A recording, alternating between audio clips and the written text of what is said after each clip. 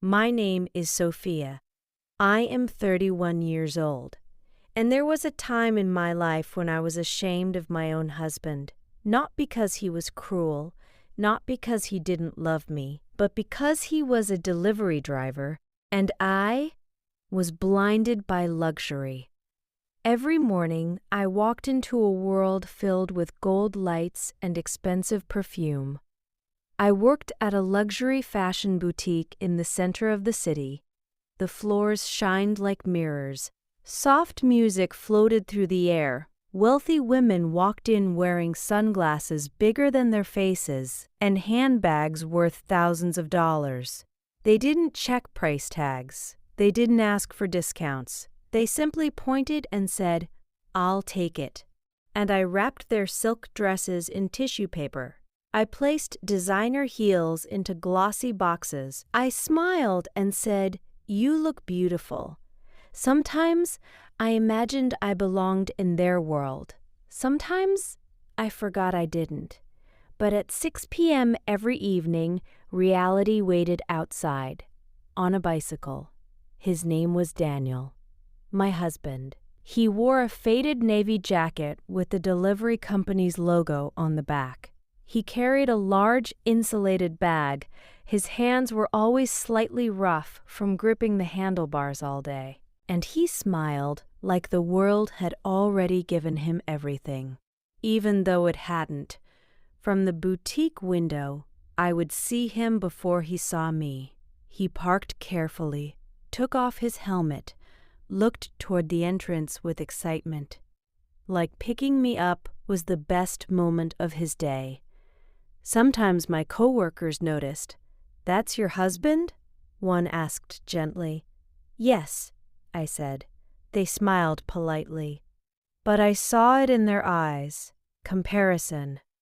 And that's when the poison started. Comparison doesn't scream. It whispers. It says, "Look at what others have." And slowly, you forget what you already have. While other women stepped into BMWs, I climbed onto the back of a bicycle. While their husbands wore suits, mine smelled like rain and restaurant kitchens. While their evenings began at rooftop restaurants, mine began in a small apartment with old furniture and a leaking sink. And I started resenting it, resenting him. One night at a red traffic light, a luxury car stopped beside us. Inside was one of my boutique clients. She looked at me, then at Daniel, then at the bicycle. She gave a small smile and drove away. That smile burned more than any insult. That night, when Daniel asked softly, "How was your day, love?" I said coldly, "Fine." But inside, I was boiling. A week later, our boutique hosted a rooftop dinner event. All staff were invited with their partners. Daniel insisted on coming. He wore his only formal shirt, clean but slightly worn at the collar. When someone asked what he did, I laughed lightly and said, "Oh, he's just a delivery driver." Just. That word changed everything. Daniel smiled politely, but his eyes, they dimmed. And I didn't notice how much damage one small word could do.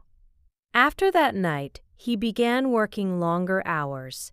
He left before sunrise, came home after midnight. I assumed he lacked ambition. I assumed he didn't care enough. I was wrong. Then came the storm. A brutal winter night. Snow fell heavily. The city was freezing. My boss offered me a ride home. His car was warm. Leather seats. Soft music. For a moment, I felt like I belonged in that world. Until I saw something ahead. A bicycle lying in the snow. A man kneeling beside it, trying to fix the chain. The headlights hid his face. It was Daniel. His gloves were torn. His fingers red and cracked. Snow covered his shoulders. "Stop the car!" I shouted. I ran toward him. "Daniel, "What are you doing?" "I just need to finish this last delivery," he said softly.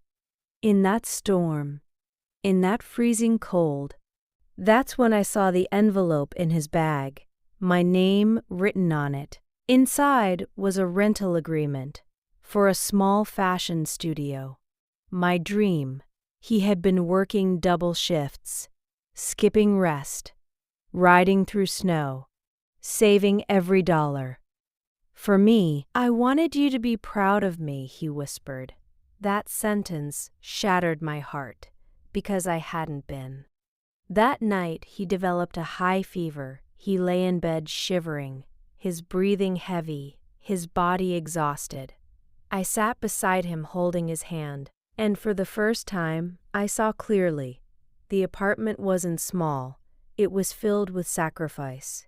Every crack in his hands was proof of love. Every late night was a silent, "I care about you." I realized something painful. I sold luxury to strangers every day, but I had been blind to the treasure in my own home.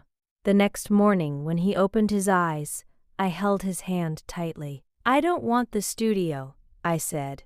He looked confused. "I don't want luxury. I want you healthy." Tears filled my eyes. "I'm sorry for every time I made you feel small." He smiled weakly. "I just wanted to give you more." And that's when I understood something powerful. He was already giving me everything.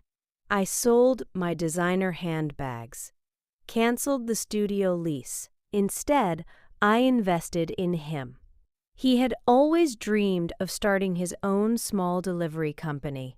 Not to be rich, but to build something of his own. I supported that dream. 3 years later, Daniel owns a growing delivery business. He doesn't ride through storms anymore. He manages drivers. And every afternoon, he still comes to pick me up, sometimes in a small company van, sometimes jokingly ringing a bicycle bell. And now, when I hear that sound, it feels like music, because I finally understand something. A man is not measured by the vehicle he drives. He is measured by what he is willing to endure for the woman he loves. I was ashamed of my delivery driver husband, but today I am proud to stand beside him. Because the richest love doesn't arrive in a luxury car. Sometimes it arrives quietly, on a bicycle. If this story touched your heart, remember this. Don't measure your partner by their income. Measure them by their sacrifice. Because the one you are embarrassed of today might be the one building your future in silence. True wealth is not what you show the world. It is the love that stands beside you in the storm.